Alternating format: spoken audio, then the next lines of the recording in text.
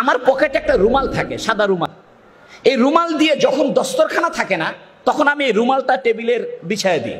তা আমি এই রুমালটা টেবিলে বিছায় দিয়া এখানে বার্গারটা রাখলাম, রেখে আমি ওই হাতুর বাটাল কাগজ চামচ যা আছে সব সাইড করে রাখলাম।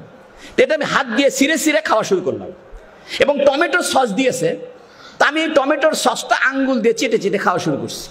তা আমার পাশের টেবিলে বগুড়া থেকে কয়েকটা ইয়ং লেডি তারা উঠেছে বাসে।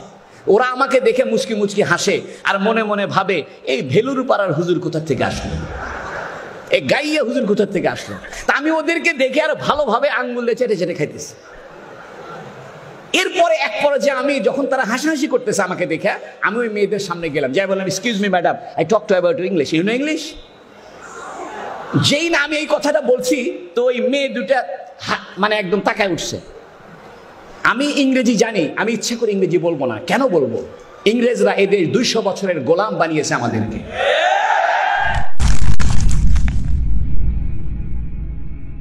আমি মেয়ে দুটাকে বললাম এক্সকিউজ মি। তো যখন আমি বলছি আর কিছু বলতেছে না, তাই আমি বললাম, ম্যাডাম মনে কিছু করবেন না, আমি একজনের প্রেমে পড়েছি, তাই আমার এই অবস্থা।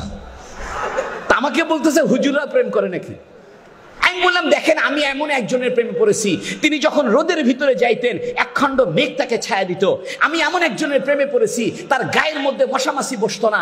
আমি এমন একজনের প্রেমে পড়েছি, জীবনে কোনোদিন মিথ্যা বলেনি। আমি এমন একজনের প্রেমে পড়েছি, পূর্ণিমার চাঁদের চাইতে তার চেহারা উজ্জ্বল ছিল।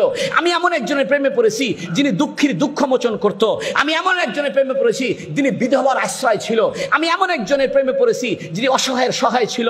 আমি এমন একজনের প্রেমে পড়েছি, যার শাফাত ছাড়া আপনি জান্নাত পাবেন না। আমি এমন একজনকে ভালোবাসি, যার থুতু মোবারক ছিল সুগন্ধ। আমি এমন একজনের প্রেমে পড়েছি, যার গায়ের ঘাম ছিল সুগন্ধ। ওই মুহাম্মদ সাল্লাল্লাহু আলাইহি ওয়াসাল্লাম যেভাবে চলতো, যেভাবে খাইতো, যেভাবে পোশাক গায়ে দিত, যেভাবে কথাবার্তা বলতো, ওই রকম করতে আমার ভালো লাগে। মুহাম্মদ সাল্লাল্লাহু আলাইহি ওয়াসাল্লাম দস্তরখানায় বিছায় খানা খাইতেন, আমি তাই খাবো। মুহাম্মদ সাল্লাল্লাহু আলাইহি ওয়াসাল্লাম টাকলুর উপরে কাপড় পরতেন, আমি তাই পরবো। মুহাম্মদ সাল্লাল্লাহু আলাইহি ওয়াসাল্লাম দাড়ি রাখছেন, আমি দাড়ি রাখবো। মুহাম্মদ সাল্লাল্লাহু আলাইহি ওয়াসাল্লাম মেসওয়াক করেছেন, আমি মেসওয়াক করব। আমার পকেটে মেসওয়াক থাকবে। আপনি এটাকে খাটো করে দেখতে পারেন না? ছোট ছোট সুন্নত আজকে আমরা বাদ দিয়ে ফেলছি, হুজুর সাল্লাল্লাহু আলাইহি ওয়াসাল্লামের আদর্শকে আমাদের জীবনের থেকে দূরে সরিয়ে ফেলছি। আপনি ব্রাশ করেন, সমস্যা নাই, পেস্ট ব্যবহার করেন, এটা চিকিৎসা হিসেবে করেন, কিন্তু একটা গাছের ডাল হুজুর সাল্লাল্লাহু আলাইহি ওয়াসাল্লামের সুন্নত হিসেবে রাখেন। আপনি খানা খাওয়ার সময় আঙ্গুলটা চেটে খান, প্লেটটা আঙ্গুল দিয়ে চেটে খান। মেডিকেল সায়েন্স বলতেছে, যে ব্যক্তি আঙ্গুল চেটে খায়, প্লেটটা চেটে চেটে খায়, তার মুখের ভিতরে এক ধরনের লালা সৃষ্টি হয়। এই লালাটা তার হজমের উপকার করে।